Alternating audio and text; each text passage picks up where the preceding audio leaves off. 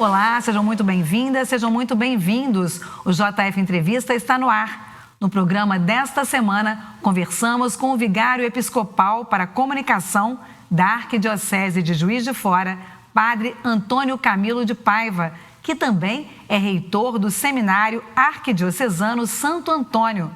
Vamos falar sobre o período da Quaresma, a campanha da Fraternidade 2025, os 100 anos da Diocese de Juiz de Fora e também os desafios e os rumos da Igreja Católica. Conosco nessa entrevista, o jornalista e coordenador da JF-TV, Vitor Carneiro. Muito obrigada, Padre Camilo, por estar aqui com a gente. Obrigada, Vitor, mais uma vez conosco no programa. Padre, vamos começar falando da Quaresma, O que significa o termo Quaresma, e qual a importância dela para os católicos? Completando também, a gente tinha muitos costumes tradicionais que hoje não temos mais, Conta pra gente um pouco disso tudo, Padre. Perfeito, é uma alegria estar aqui com vocês, o convite muito especial em estar aqui, eu fico feliz, sobretudo porque, como você frisou bem, é um momento importante para a vida das pessoas. A Quaresma, a própria natureza se reveste de roxo.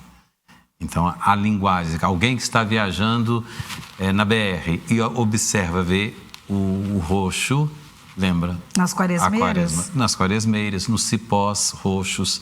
No campo, tem muitas plantas que dão flores roxas nesse período. Bem, Quaresma. Quaresma vem de 40.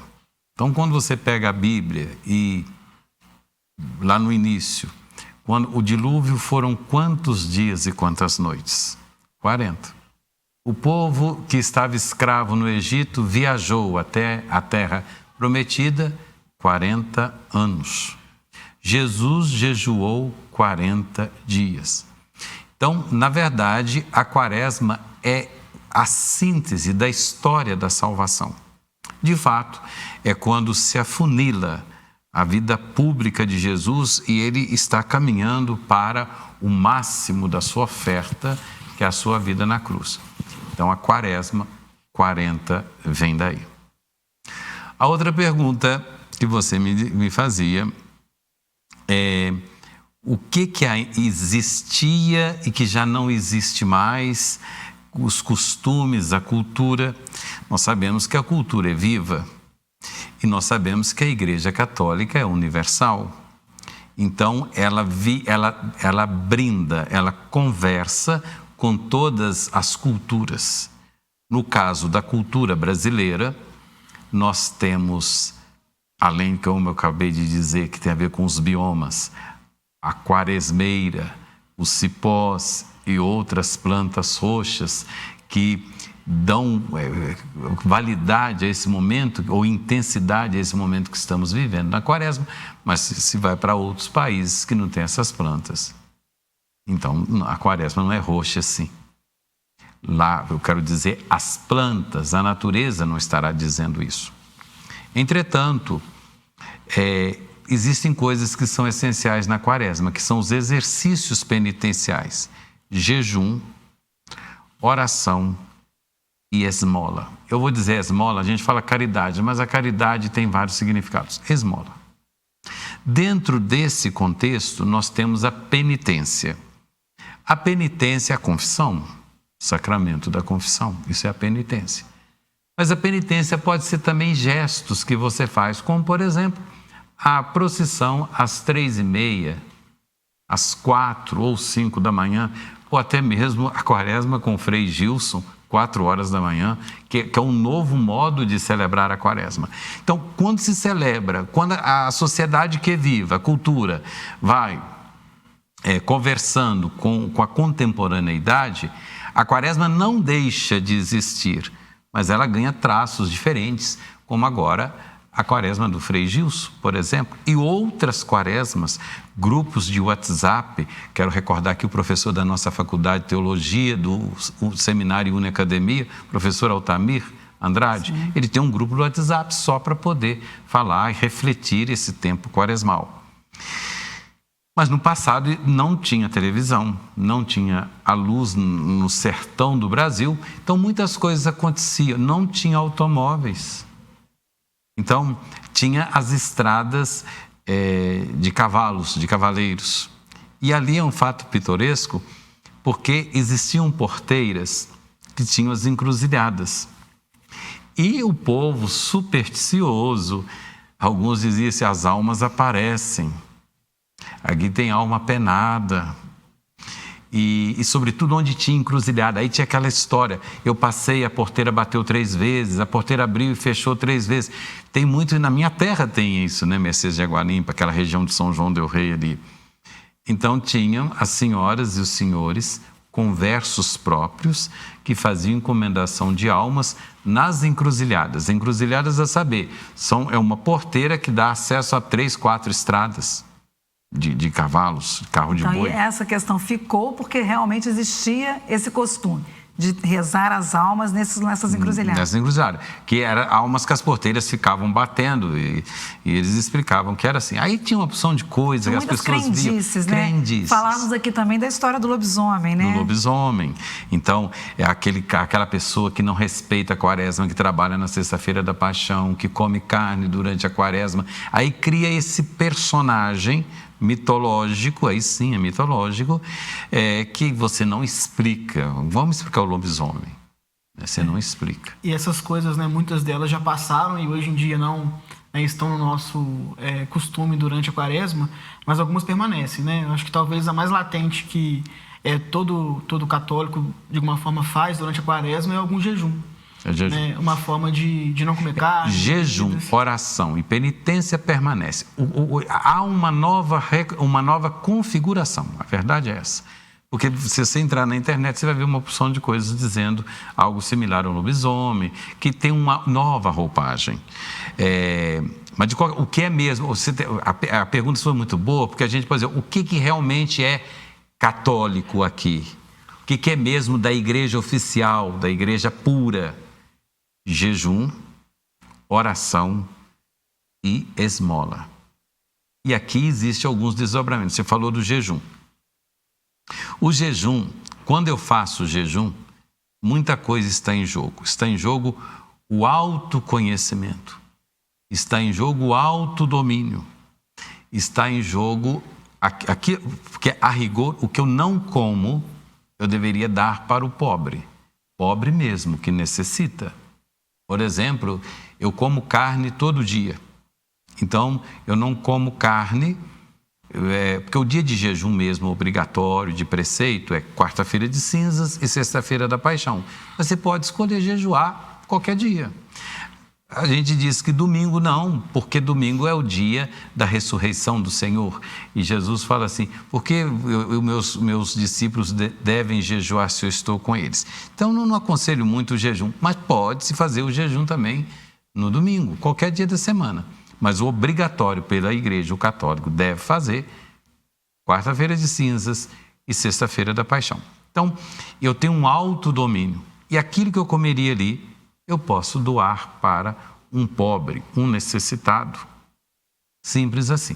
Então, essas tradições continuam com esse sentido profundo, né? Até hoje, né? E como que a igreja conversa com os seus fiéis para que isso seja mantido, né? Com todas as gerações de fiéis. Perfeito. Olha, também há uma mudança na sociedade.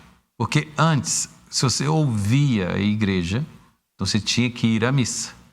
Hoje, com as redes sociais, você não precisa ir à missa. Hoje, com o povo alfabetizado, a pessoa pega o catecismo da igreja, lê e sabe. Então, tem muitos modos da igreja falar. Alguns chegam até a ser muito escrupulosos.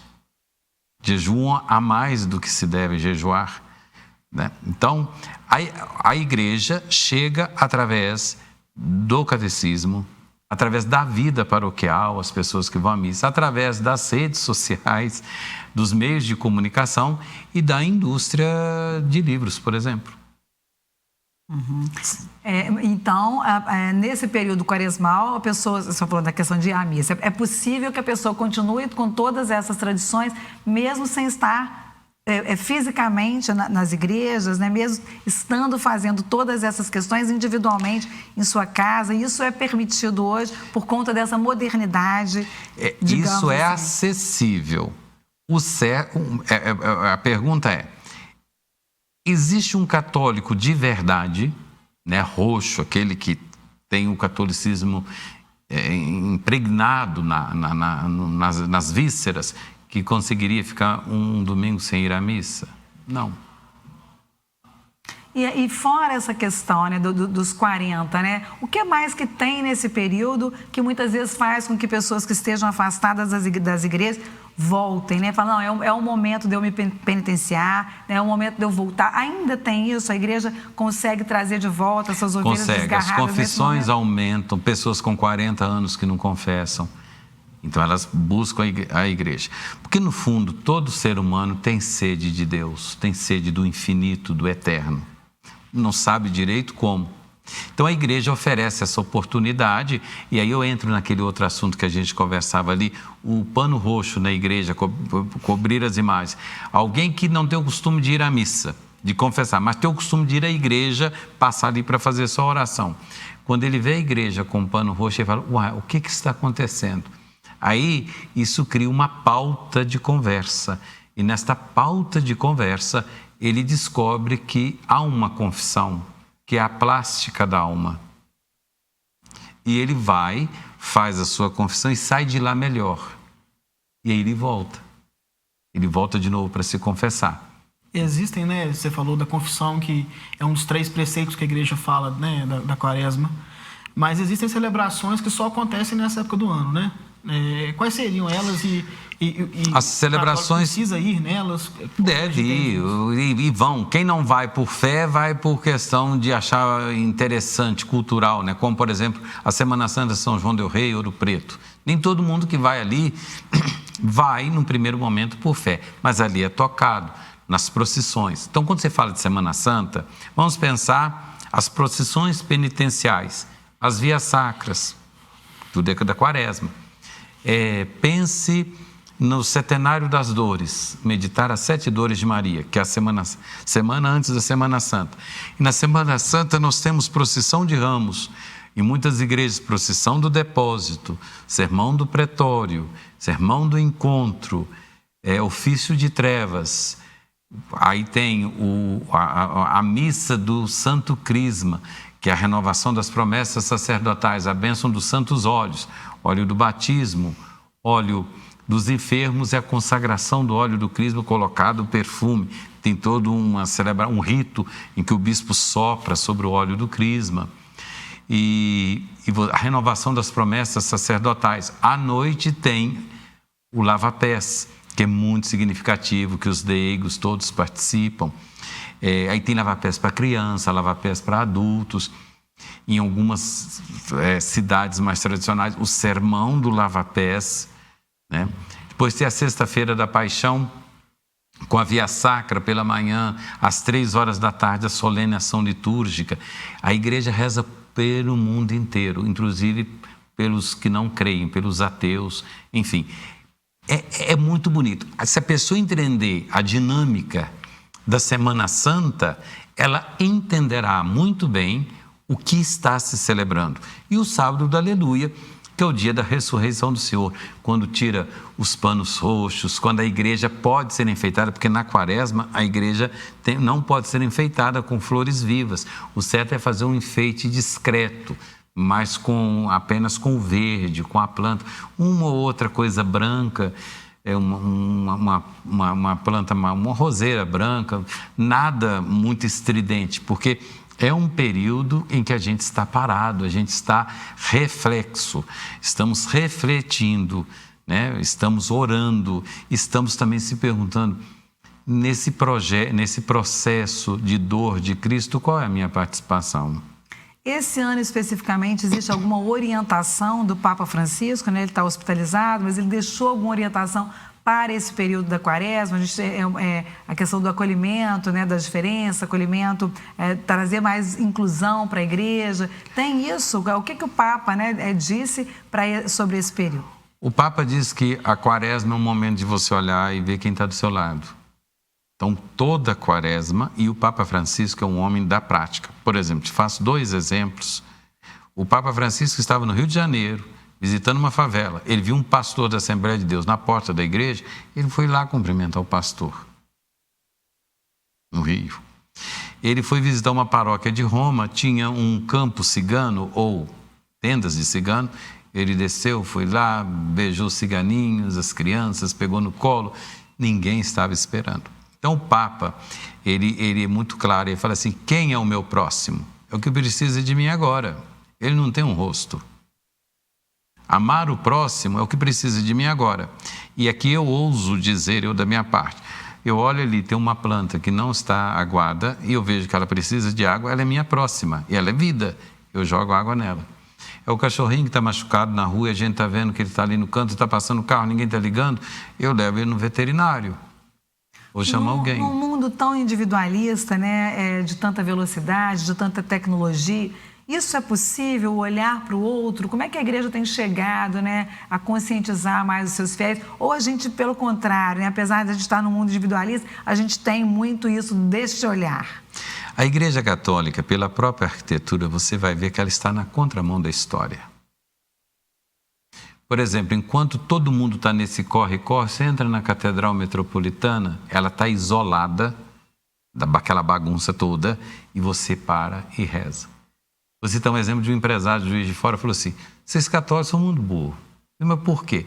Olha o tamanho do seminário, olha o tamanho do mosteiro, por que vocês não fazem prédio ali?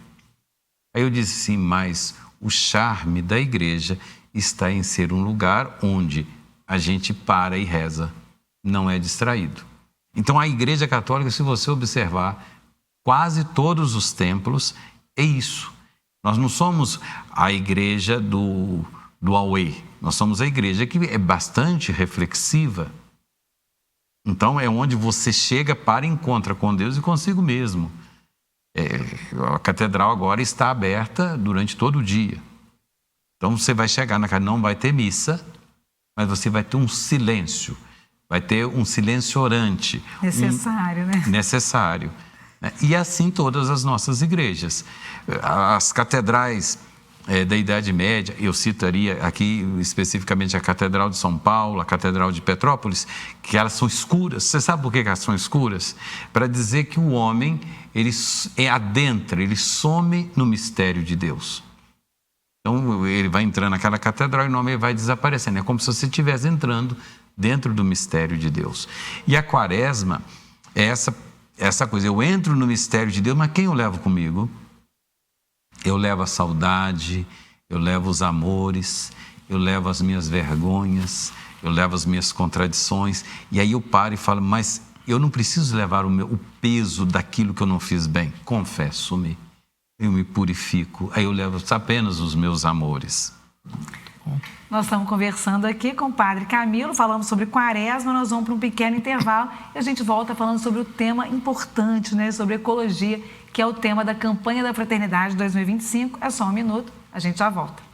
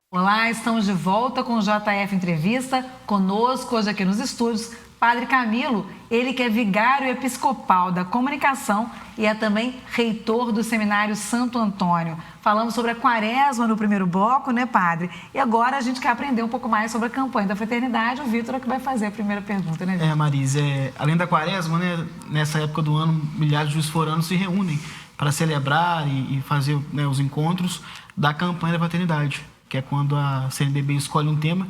E nesse ano, né, você vai revelar para a gente daqui a pouco o tema, mas é muito interessante, né, já dando um pequeno spoiler dele, que vai ao encontro, né, do que aquela carta que o Papa Francisco fez, né, Laudato Si, em 2015, fala para a gente de cuidar da casa comum a todos nós.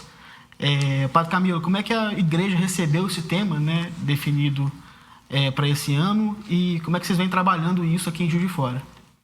Olha, são coisas maravilhosas que existem aqui em Juiz de Fora. A escolha do tema da campanha da fraternidade é feita pela Conferência Episcopal, CNBB. Mas a CNBB consultando as bases, são pessoas que também propõem. Então o tema é escolhido um ano antes, tá? O que eu queria chamar a atenção é que o Papa Francisco, ele é da linha mais pastoralista. Então, o Papa, ele percebe, como ele é muito de ir ao encontro, de tocar as pessoas, ele percebeu, antes até das grandes potências, que a ecologia é um tema urgente, grave. Então, como você disse, em 2015 ele escreveu a Laudato Si, mas já antes ele vinha refletindo sobre isso, mesmo quando era arcebispo de Buenos Aires.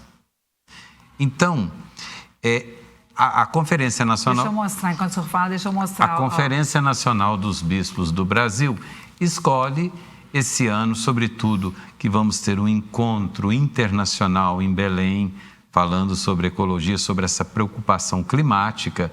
Então, a igreja... Você me perguntar como que a igreja dialoga com a sociedade. Nós queremos dar uma colaboração com os governos mundiais. A Laudato Si é um desse modelo.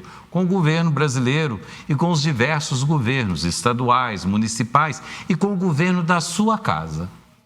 Às vezes a gente, quando fala de governo, a gente imagina só esses poderes constituídos. Mas você governa a sua casa. E você tem uma responsabilidade ecológica com o que você joga, por exemplo, na torneira. Você joga óleo de cozinha na pia, você está causando um problema lá no Rio Paraibuna. Ou outras pessoas que nos assistem de outras cidades, outros rios. Então, a chamada de atenção, a campanha da fraternidade, como é um tempo de você se conhecer, se perceber, saber quais são os seus limites e as suas dificuldades, a quaresma é isso. E aí eu me percebo, o que eu faço que eu acabo com a ecologia e o que eu faço para que eu tenha uma ecologia integral. O que ele está chamando dessa ecologia integral? E aí que está. É uma coisa muito interessante, porque é uma mudança de paradigma, uma mudança de compreensão. Quando eu falo de ecologia integral, eu estou falando de várias ecologias. Então, eu até anotei, por exemplo, a ecologia ambiental, a ecologia econômica, a ecologia social, a ecologia cultural e a ecologia humana. É quando nós percebemos que esse cosmos, que esse ecossistema que nós vivemos, a gente precisa um do outro. Eu não consigo... E veja, se vocês me permitem voar, quando você vê uma publicidade, eles não conseguem fazer uma publicidade sem uma imagem ecológica. Eu tenho visto aí essa propaganda das caminhonetes, tem uma natureza e um cavalo correndo junto. Você pensa as propagandas de cigarro do passado aí, asa delta, cavalos. Não é possível você pensar o homem sem pensar essa relação com a terra. Só que o pessoal esquece disso. E o Papa, e agora a CNBB, chama atenção para isso. Só que você esquece que se você não cuida da ecologia, eu quero ver como vai funcionar o agro. Agora mesmo, no almoço, eu conversava com um rapaz que é do mais de uma região aí mais seca, em que eles precisam dos rios para poder fazer irrigação. E eles dizem, os fazendeiros estão passando maior aperto porque os rios estão com água baixa. Então, se eu não cuidar do verde, da natureza, eu não terei água para poder usar nas plantações, nas diversas plantações. Não só no que eu vou consumir enquanto comida, mas, por exemplo, nos móveis que eu preciso fazer, no sapato que eu preciso calçar. Veja o que o Rio Grande do Sul viveu. A CNBB está sendo muito enfática, né? Dizendo que esse é um decênio decisivo, né? Que se a gente não cuidar, que vai haver uma destruição do planeta, né? E aí a gente pergunta, né? A gente está vivendo uma crise socioambiental e a igreja quer mostrar essa responsabilidade das pessoas nisso, né? Como é que a igreja lida? É um tema polêmico, né, padre? A gente fala da questão agro, mas é um tema bastante perfeito. Então, eu falei do agro, mas é de qualquer tipo de economia. Eu falei o agro porque o agro é um dos que mais, vamos dizer assim, explora... nessa questão, implicado, né? Porque desmatam, porque jogam agrotóxico, toda essa questão. Mas, por exemplo, isso é um dever teológico da igreja. É a essência da igreja. Se a nossa função é anunciar Deus, nós somos a igreja de Deus, como nós vamos deixar o homem destruir a criação de Deus? Que somos nós. Esse homem não é o homem de lá. Eu não estou apontando para o homem de fora. Estou apontando para mim como padre. Né? O que eu faço que eu ajudo a degringolar, levar a ecologia a ficar aos frangalhos. O que eu levo? Que você falou muito da ideia do progresso, que antigamente tinha propagandas, né, de máquinas destruindo a Amazônia, como uma ideia de progresso, que a gente tinha que dominar, né, o mistério verde, né, nesse sentido. Você acha que a igreja, né, que sempre disse que, né, que o ser humano é o ser que Deus escolheu para cuidar da terra, né, que é o ser com alma, ele teria que agora cuidar dos seus próximos, desses animais, dessas plantas, que não vão à igreja, mas também faz parte do reino de Deus? Como é que a igreja está enxergando isso? Na igreja que diz é o Gênesis, no capítulo 2, versículo 15, deu ao homem. Olha, você tem tudo isso aí para você, agora cultive e guarde a criação. Gênesis 2,15, que vamos dizer assim, o lema da campanha da fraternidade de 2017, que falava da fraternidade e os biomas brasileiros. A campanha da fraternidade é a 8ª vez que ela fala dessa questão ecológica. Perfeito. Né? Desde 1979, a campanha da fraternidade tem 61 anos, né? Uhum. Desde 1979, ela vem falando disso e chamando atenção, ora para a importância da terra, ora para a importância da água, ora para a importância dos povos indígenas. Então, essa é uma questão central para a igreja, a gente pode dizer isso? Porque, veja, é aí que eu quero entrar. Sabe por que fica muito difícil, talvez, para nós jornalistas entendermos isso? Que nós temos uma porção de informação e, às vezes, a agenda política acaba ditando as percepções. Infelizmente, o Brasil, de maneira específica, essa tensão que existe entre esquerda e direita, coloca tudo dentro da moldura da política, mas esqueçam. A política é um detalhe nesse sentido, as políticas partidárias, ideológicas. A igreja existe há 2000 anos, quando não tinha direita e esquerda, não constituída como hoje. A natureza foi criada por Deus quando não havia nada sobre a terra. Então, se nós somos a alma da sociedade, se nós somos o sinal de Deus aqui agora, nós temos que preocupar com aquilo que a economia, de maneira geral, ou o desejo, o mercado, não preocupa. Aquilo que muitas vezes as classes políticas não preocupam, porque eles querem votos. Precisam de votos. E acaba fazendo um jogo com o mesmo que tenha discurso, mas não tem ação firme. E depois, demais, não é o político que vai realmente mudar. Eles são necessários, com leis e com tudo. Mas quem vai mudar é você, no seu ambiente, na sua casa, criando uma nova ambiência. E isso é função da igreja, porque é vida. Tudo que é vida, tudo que mantém a vida. Não pense que o homem, dominando o verde, ele vai conseguir sobreviver, porque não vai. A terra esquentou quanto? Agora mesmo, nós estávamos conversando com o reitor da Serra da Piedade, em BH. lá não é nem BH, né? É Itabirito. Não é que Itabirito? Me fugiu o nome do lugar agora. A Serra da Piedade não é Itabirito, tem um outro nome. Mas, de qualquer forma, ele estava dizendo o seguinte: quando ele era novo, era pelo menos 4 graus abaixo. Ele disse, hoje está muito quente. Enquanto era 11, 12 graus, hoje nós estamos com 15, 16 graus. O padre é novo. Quando ele era criança, ali era 4 graus mais frio. Padre, a gente conversando do poder, né, transformador desse tipo de campanha, né, a igreja como uma instituição que está em todas as cidades do Brasil, me lembrou do caso do padre Vitor Coelho, né, redentorista, que tinha um programa todo dia, né, na hora do almoço, que ele conversava com as pessoas e... Os ponteiros apontam para o infinito. Foi muito importante até para ensinar boas maneiras, né, lavar a mão, lavar os legumes. Lavar a mão depois que vai ao banheiro, lavar a mão antes de comer, lavar os legumes, criar as privadas ou fossas secas nas fazendas. Quando você vai nas fazendas, tem sempre aquela casinha no fundo. Isso, Padre Vitor ensinou. Com esse programa, Os Ponteiros Apontam para o Infinito, um dia ele estudava a Bíblia. Por exemplo, eu era criança e escutei a história do Salomão definindo quem seria, qual mulher ficaria com a criança, qual seria a mãe das crianças. Vocês conhecem a história? Só uma coisa para o pessoal entender. 2 mulheres deram à luz a meninos no mesmo horário. Uma deitou em cima do menino, o menino morreu. E aí começou aquela briga, morreu o seu ou o meu, o seu ou o meu. Aí chamou o rei Salomão. O rei Salomão vai e diz assim, olha, traga uma serra lá que eu vou partir essa criança no meio, metade de uma, metade de outra. Aí uma disse assim, não, pode ficar para ela. Ele disse, essa é a mãe.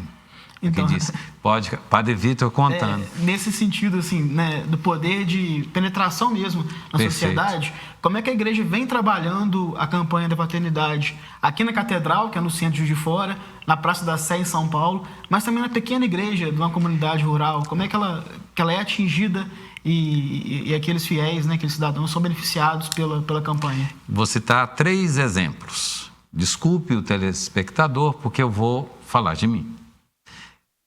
Como reitor do seminário, nós temos uma experiência de missão nas cidades mais do interior. No projeto da missão, eu coloco como base abençoar nascentes e áreas de preservação. Então, já vou despertando no futuro padre essa consciência e no município onde fazemos. Quando eu era pároco de Santa Rita, inclusive o Garotinho participou conosco, nós conseguimos a licença para da Ponte Nova de Nossa Senhora Aparecida, até a ponte do Manuel Honório, aquelas árvores de lá do rio foi a paróquia de Santa Rita que plantou. Acima, até a Ponte Vermelha, foi o padre Everaldo com a paróquia Santa Terezinha que plantou uma parte ali. Então, esses fatos concretos. O Santuário Nacional de Aparecida plantou mais de 5.000 árvores no entorno do santuário. Dom Valmor fez isso agora em Belo Horizonte também. Fizemos na paróquia de Santa Rita o recolhimento de água de chuva. Então, várias caixas enormes com recolhimento de água de chuva. Também a coleta seletiva de lixo, separando tudo e enfim. Nós temos aí o padre Carlos Augusto, que trabalha na Olavo Costa com uma companhia, vamos chamar assim, né? Uma associação para poder fazer os recicláveis. No Seminário Santo Antônio, nós recolhemos os recicláveis e mandamos, o padre Carlos Augusto vai buscar. Nós também trabalhamos com energia limpa. O Seminário Santo Antônio, nós temos aquelas placas solares que colocamos há 2 anos atrás. A Cúria Metropolitana fez um grande trabalho no Ceflan com placas solares. Agora a Igreja da Glória vai colocar placa solar. Então, tem essa parte concreta com relação a isso aqui. Mas quando a campanha da fraternidade foi sobre prisão, as prisões, nós temos a coleta da caridade no Domingo de Ramos.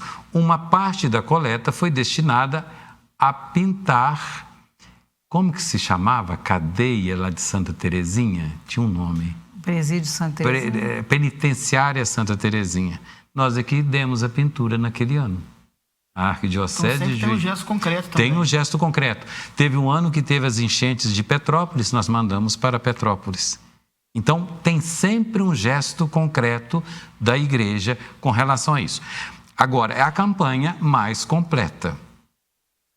Isso já é estudado, porque é produzido material para a classe intelectual, grupos de reflexão, escolas, todas as escolas católicas trabalham a campanha da fraternidade.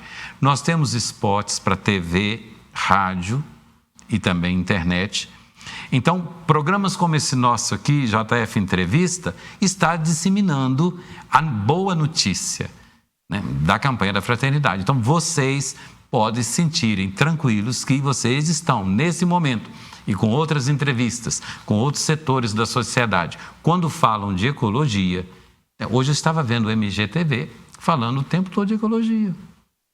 Ou seja, a igreja viva, a igreja atual, falando de problemas que afligem a todos e agindo na prática. E ainda que as pessoas não digam, de qualquer forma a gente ditou essa agenda da ecologia. Porque você viu aí desde 79.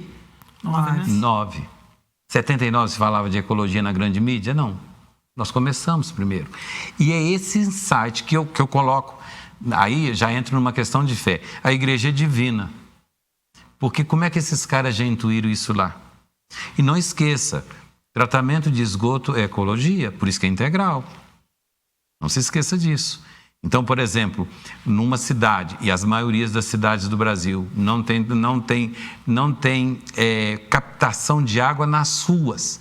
Tem ruas aí com espaço enorme que não tem captação de água. É uma questão ecológica. Os transbordamentos. Agora fala-se das cidades inteligentes. Das cidades, por exemplo, que vão ter piscinões para poder colher água.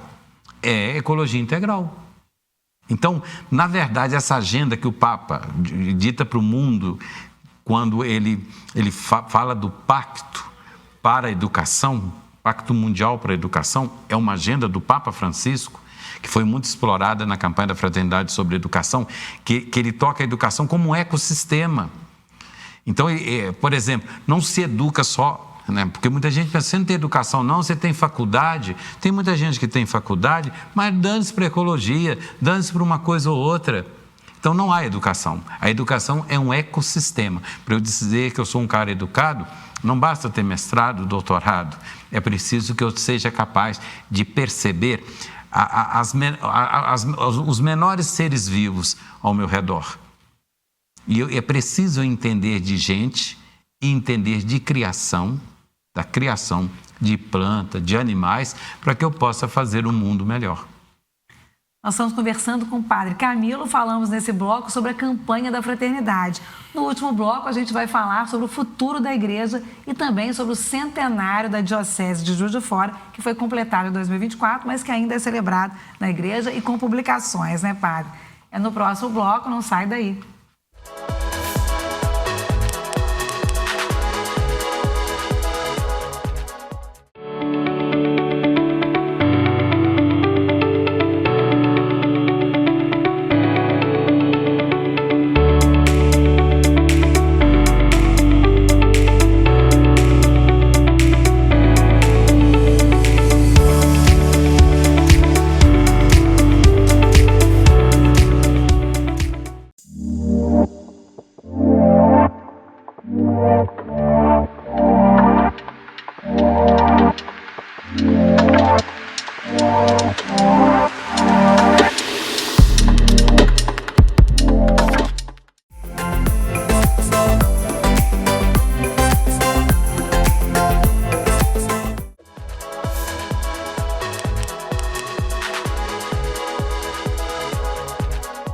Olá, estamos de volta com o JF Entrevista. Hoje conosco aqui no estúdio o Padre Camilo, ele que é vigário da comunicação da Arquidiocese de Juiz de Fora e também é reitor do Seminário Santo Antônio.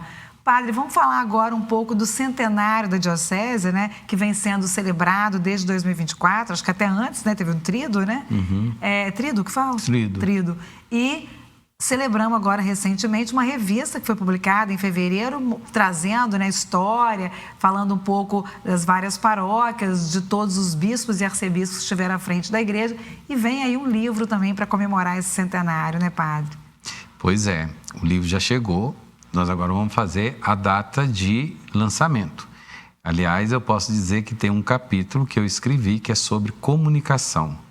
Então, a gente vê como que a cidade de Juiz de Fora acolheu a diocese pelos meios de comunicação. A boa relação dos meios de comunicação com a igreja, inclusive com Dom Justino. Tá?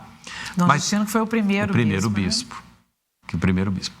Então, o que é bacana é o seguinte, quando a gente olha esses 100 anos, o privilégio da cidade de Juiz de Fora se tornar uma sede episcopal, quer dizer, os 37 municípios que congregam a Diocese de Juiz de Fora, todos viram para cá, porque aqui está o centro administrativo da diocese, que a gente chama também de igreja particular. Então, e como que tem produzido coisas, a começar pelos bispos que estudaram no Seminário Santo Antônio, que beberam, aprenderam a fazer pastoral com a cidade de Juiz de Fora. Isso é muito importante. Quando você estuda isso historicamente, você vê a influência de Juiz de Fora dentro da igreja. Por exemplo, o arcebispo da capital de Minas Gerais estudou em Juiz de Fora, foi reitor do Seminário de Juiz de Fora. O Dom Geraldo Agnello, que foi primaz do Brasil em Salvador, já faleceu, é de Juiz de Fora, teve os seus primeiros anos de estudo no Seminário Santo Antônio, depois foi para São Paulo. O arcebispo de Goiânia é filho de Juiz de Fora e é o vice-presidente da CNBB, fala na Câmara Municipal, na Câmara Federal. Então, você imagina, é alguém que tem uma projeção, estava em Roma recentemente, uma projeção. Então, Juiz de Fora, em matéria de Igreja Católica, eclesiologia, nós estamos projetados. Dom Eduardo, arcebispo emérito de Sorocaba, Dom Roberto, é uma turma, o Dom Dirceu, que estudou aqui, está hoje na Bahia. Então, Dom José, que está é um celeiro de vocação. E mais isso, a ideia, o ar eclesial de Juiz de Fora está para além, porque as congregações religiosas que estudam aqui conosco também aprendem e apreende da Diocese de Juiz de Fora. Nesses 100 anos, as freiras, as religiosas, não posso nunca esquecer das religiosas, às vezes a gente fala vocação, a gente pensa só em homem, mas as mulheres, as irmãs de caridade em Juiz de Fora, elas têm um papel importantíssimo, né? Inclusive na base, no trabalho com os pobres. Não nos esqueçamos que o Instituto Padre João Emílio, até recentemente, era cuidado pelas irmãs. Sim. Só não estão com as irmãs porque elas não têm mais vocações. Não tem irmã mais para trabalhar. E as escolas católicas lideradas por irmãs e o trabalho com a medicina alternativa, a pastoral da criança, liderado por freiras, que juntamente com os leigos construíram. Então, quando a gente para poder olhar em todos os aspectos, nós estamos falando de amor próximo, de amor ao próximo, o que a igreja fez? Asilos, leprosários, educandário, ambulatórios, e a gente pensa que o Dom Justino, quando ele vem para a Diocese de Juiz de Fora, ele pensa no patronato para as crianças pobres, São José, que é ali onde é hoje, perto do seminário. Ele pensa, e tem uma fazenda também, que a Diocese tinha lá perto de Rio Preto, que cuidava das crianças. A gente pensa no lampadário, que Dom Justino, não sei se você sabe, mas ele era jornalista. Sim. Lá na Bahia, ele já trabalhava com jornal. E a gente pensa o seminário, que o seminário é a inteligência da igreja. Ali forma padres, diáconos, bispos, leigos e leigas. Então, isso é muito bonito. Você vê o que a Diocese de Juiz de Fora colaborou, a igreja aqui, com a cara daqui, com a cultura autóctone, o que ela colaborou para que a sociedade juiz-forana se tornasse melhor. E que momento essa igreja vive hoje? A gente está falando do período de Dom Justino, né, lá em 1924, depois tivemos mais 4 bispos, né, bispo e arcebispo. Hoje a gente tem Dom Gil à frente dessa igreja. Então nós tivemos, sim, perfeito, Dom Justino, Dom Geraldo Maria de Moraes Penido, que foi bispo coadjutor. Bispo coadjutor é aquele que fica até o outro aposentar. Automaticamente ele se torna o bispo, não precisa ter uma nomeação depois. E que virou arcebispo. Depois veio o Dom Juvenal Roriz, que também era redentorista, e, sabe, foi o padre Vitor que levou o Dom Juvenal Roriz para o seminário. Depois o Dom Clóvis Freiner, Dom Eurico Santos Veloso, que é daqui, do clero daqui, quer dizer, bispo daqui, filho daqui, inclusive de Sarandira, município de Juiz de Fora, e agora o Dom Gil. Aí a sua pergunta? O momento atual, né, esse centenário. Falamos lá do momento inicial, como que Dom Justino vem, perfeito, né, e os grandes cada feitos. Cada bispo tem E aí que eu falo, não há oposição, há uma comunhão, um vai completando o outro. Você vê, o Dom Justino era jornalista. E ele era posso dizer que ele era um grande gestor, um time, né, um DNA de um empresário, construiu tudo. O seminário, que não tinha, catedral, que ele ampliou, etc. Depois veio o Dom Geraldo, que tinha também um apelo, primeiro um homem de muita cultura, um homem cultíssimo. Lidou bem com a sociedade culta de Juiz de Fora. Mas ele fez um trabalho muito grande, então, com a Universidade Federal. Muitos médicos aqui, mais antigos, né, trabalharam com a assistência social Dom Justino. Eles faziam estágio junto com o Dom Justino, que disponibilizava uma Kombi para poder ir nessas cidades, nesses matões, nesses sertões, para cuidar das pessoas. O Dom Geraldo fez isso. Era um homem de uma boa oratória, de uma espiritualidade muito grande. Depois veio o Dom Juvenal Roriz, que era administrador. Então, o Dom Juvenal deu aquele app na diocese, o que estava obsoleto ele eliminou e foi inovando coisas. O lar sacerdotal foi feito para ele, para acolher padres antigos. Depois do Dom Juvenal veio o Dom Clóvis, é um missionário, né, e um homem de mídia. Por exemplo, a nova comunicação da Arquidiocese de Juiz de Fora teve no Dom Clóvis, ele fez a base sólida para isso, a base sólida para o diaconato permanente, uma igreja mais popular. O Dom Clóvis tinha um perfil muito Papa Francisco, um homem extremamente pobre. Acho que é importante dizer aqui, o Dom Clóvis, quando foi embora, ele só levou uma bolsinha, uma maleta. Não levou nem a túnica, a batina dele, ele levou. Deixou tudo aí. Não quis nada. A gente fez uma oferta em dinheiro para o Dom Clóvis. Passaram-se 2 meses, foi até muito interessante, quem não queria receber, e o Monsenhor Viana falou assim, o Dom Clóvis era franciscano, mas São Francisco falou que os franciscanos têm que obedecer aos padres, então o senhor obedeça e recebe isso aqui. Ele recebeu, passaram-se 2 meses, 3 meses, e ele depositou na conta da diocese de volta. E não foi para ele. Então, é um homem pobre, simples, popularíssimo com o povo, mas não perdia tempo. Então, o grande missionário fez a passagem do ano 1000 para o ano 2000. Ele que fez jubileu, lembra? Ele colocou 35 mil pessoas no estádio municipal. O próprio diretor do estádio falou assim, nem Flamengo e Botafogo colocaram esse número aqui, no estádio municipal. Aí depois veio o Dom Eurico. O Dom Eurico é um organizador. Então, ele tem esse aspecto, aquele homem muito dedicado, etc. Aí, ele fez o tribunal eclesiástico, ele fez a rádio catedral, ele deu um up no seminário também, nas questões das finanças e tal. E agora veio Dom Gil, que é historiador e contemporâneo. Eu digo que o Dom Gil é contemporâneo. Então, em matéria de comunicação, aí criou a Web TV, potencializou a Rádio Catedral, criou o jornal Folha Missionária, e ele tem o jornal Folha Missionária é assim, porque a ideia do Dom Gil, ele acha que o Dom Gil é historiador. Ele acha que um jornal, ele tem que ter o máximo de história possível para que amanhã criou o arquivo arquidiocesano, que o próprio Núncio Apostólico falou, isso aqui é digno do Vaticano. Tudo muito bem formado, prateleiras especiais. E faz questão de manter isso registrado, né?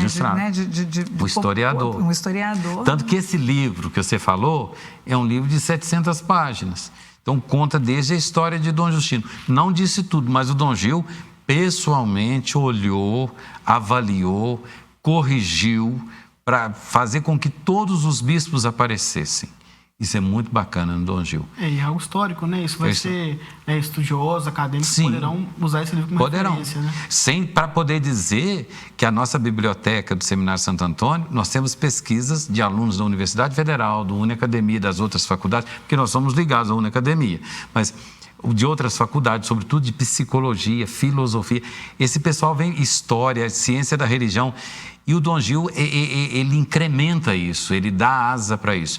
E fez com que os outros bispos também aparecessem no livro como força na diocese. Então, acho que hoje a diocese de Juiz de Fora, tentando sintetizar o que eu já falei, ela, na verdade, é uma diocese que tenta dialogar com o mundo, mas não concordando com as coisas do mundo, que existem algumas coisas que a gente precisa ser contra. Podem ser ditas essas coisas? Pode. Por exemplo, a livre sexualidade. Quando as pessoas, pelo lucro, passam por cima das outras. Uma comunicação ofensiva que às vezes tem, né? As fake news, a igreja não pode concordar com isso. A igreja tem que deixar claro quais são os seus princípios. Nós não podemos entrar num jogo político partidário. Outras igrejas entram. É uma tentação para nós também, mas o Dom Gil, juntamente com a opinião pública interna da Igreja Católica, não, nós temos coisas boas na direita e coisas ruins. Temos coisas boas na esquerda e coisas ruins que nós temos que saber aproveitar. Nos moderados também a mesma coisa. Então, a gente olha a sociedade como parceira. E, por exemplo, vocês são casados, o seu marido não é 100%, nem tua esposa ou namorada é 100%. Mas vocês sabem o que é bom e aproveitam, celebram. O que é mal dá aquelas discussões, mas se corrigem, não no sentido de exclusão, mas no sentido de troca de ideias e para ajudar a sociedade a pensar. Muito bom. E assim, a gente falou do passado, do presente, né? E o futuro dessa igreja, dessa arquidiocese que agora é centenária, né? Dessa diocese que é centenária. Você, como reitor do seminário, tem uma posição muito boa para discutir esse assunto. Como está sendo a formação de novos padres, de novas freiras. E também, assim, para quem tem curiosidade, né? Como se faz para se tornar um padre? O que o padre estuda? Quais são os passos, né, até ele entrar para o sacerdócio de fato? Vou começar do mais fácil. O padre tem que ter o curso fundamental completo. Eu não sei falar a linguagem hoje, é 2º grau, como é que a gente fala? Ensino médio. O ensino médio completo. Uhum. Depois tem que ter uma faculdade de filosofia, porque a filosofia, primeiro que ela mexe com você, nós não queremos padres, vamos dizer assim, quadrados.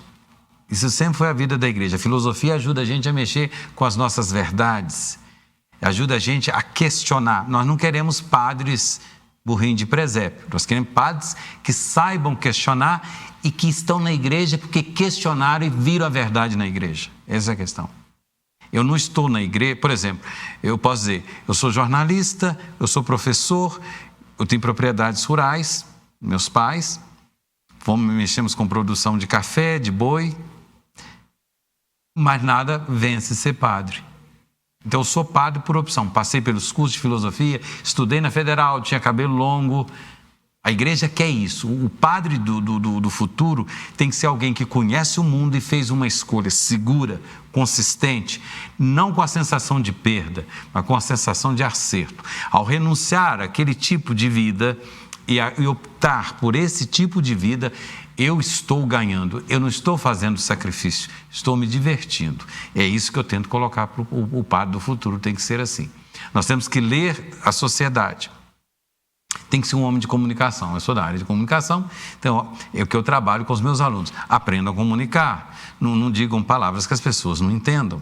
E hoje as pessoas não entendem o conceito de graça, as pessoas não entendem o conceito de salvação. Então, tenta aprofundar esses temas, sejam estudiosos, leiam jornais, leiam revistas, leiam livros. Não fica só nessa coisa rasa da internet.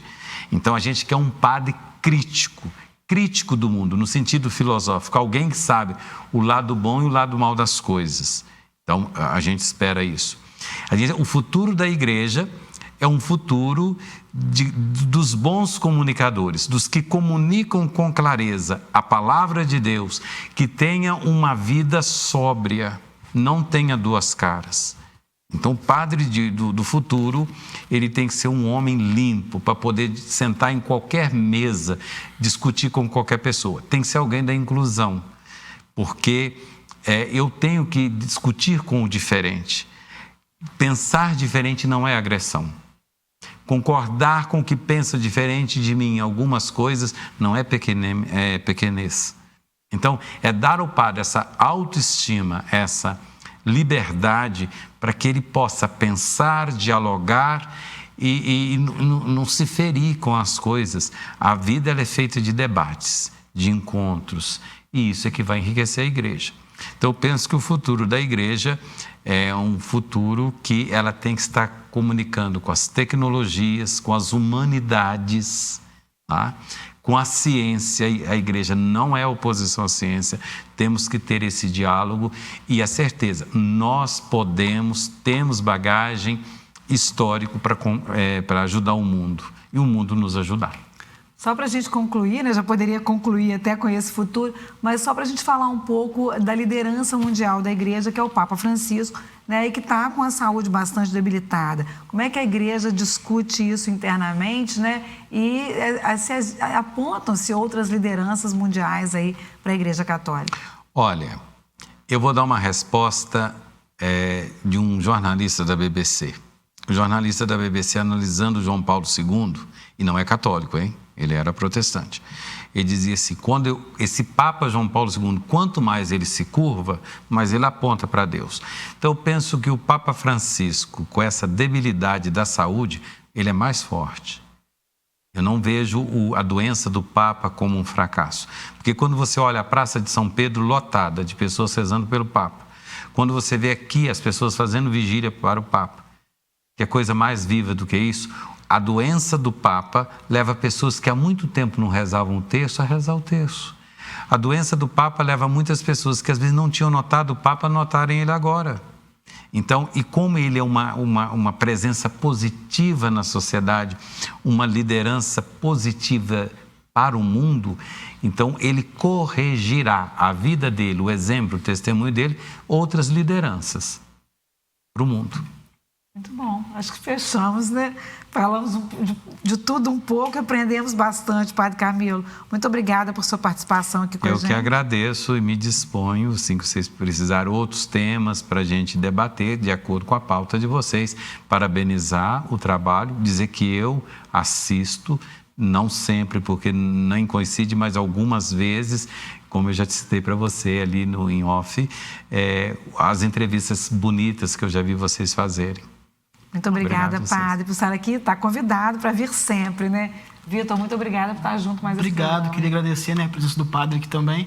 Muito importante, né? Nós, como TV pública, que pretendemos e trabalhamos para ser algo plural, que fale da cidade, sobre a cidade, com a cidade. Ter aqui, né, o Padre explicando a Quaresma, a nova campanha da fraternidade, algo que toca tanto os cidadãos cristãos e católicos da cidade, é importante demais para a gente. Obrigado. Foi muito aprendizado mesmo. Que bom. Obrigada, Padre. Esse foi o JF Entrevista. Nós voltamos na próxima semana. Muito obrigada por sua audiência. Até lá.